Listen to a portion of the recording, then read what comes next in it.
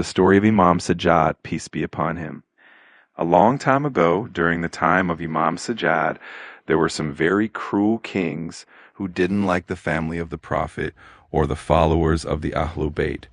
They hurt them for no reason, and many Shia Muslims were thrown into dark prisons, or worse, simply for following the teachings of the Prophet's family. Imam Sajjad, peace be upon him, faced many hardships because of these cruel rulers.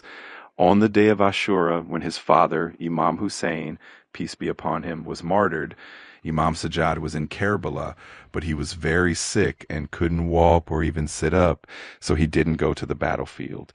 God wanted Imam Sajjad to stay alive so he could continue the mission of his father.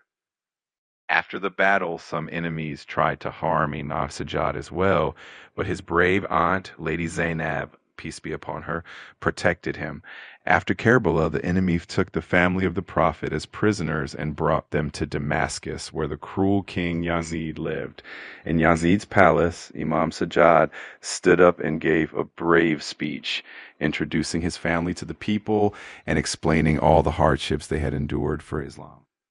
The people of Damascus were shocked when they realized that these prisoners were actually the Prophet's own family, and many of them began to cry. Yazid, the cruel king, became angry and scared that people would learn the truth, so he ordered the guards to stop Imam Sajjad from speaking. Even after all of this, Imam Sajjad never forgot what happened on the day of Ashura, and for the rest of his life, he would remember and share the story. Even when Imam Sajjad would see water, tears would fill his eyes because he remembered that on that day, even the animals were allowed to drink water, but his father was not. When people asked him why he was always so sad about Ashura, he would reply that he had seen his father, his brother, his uncle, and so many members of his family taken from him right before his eyes. He was always kind and humble, never thinking of himself as better than anyone else.